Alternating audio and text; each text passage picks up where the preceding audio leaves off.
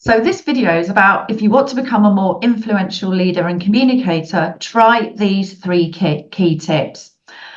As I've mentioned in some of my previous videos, we tend to have a standard approach that we use for communications. It's our natural style. We use mannerisms, words, vocabulary, body movements that come very, very naturally to us. But sometimes we need to adapt to influence other audiences. And that's what good leaders do. They do adapt. So, for example, we won't use a one size fits all if we're giving feedback to an employee that might be quite nervous and reserved about getting feedback.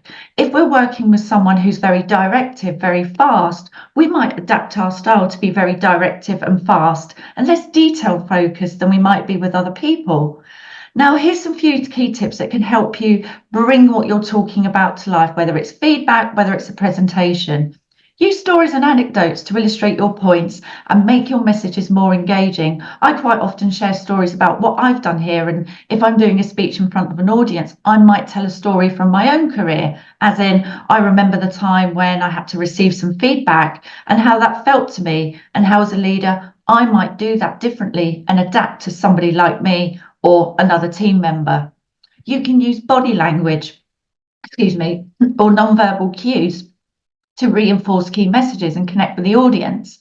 So I tend to use a lot of body language and nonverbal cues, but you may be different. And it's important to really understand your audience before you go into any interaction. Is it your senior leader, the person you report into?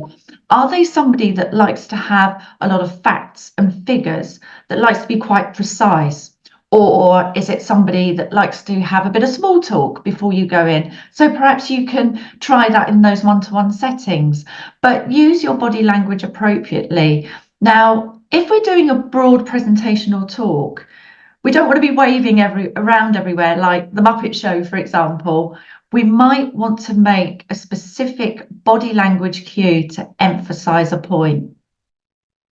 And that can be quite powerful. So use those nonverbal cues. So there's just a few tips there about how you become a more influential leader in the field of communications. If you'd like to know more, then contact me.